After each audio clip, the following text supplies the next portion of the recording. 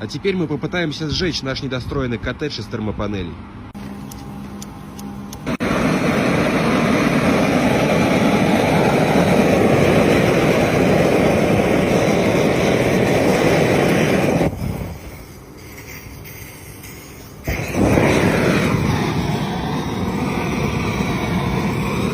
Наглядно видно, что пенополистирол горение не поддерживает. А вот она и встроенная монтажная букса для монтажа термопанелей на фасад.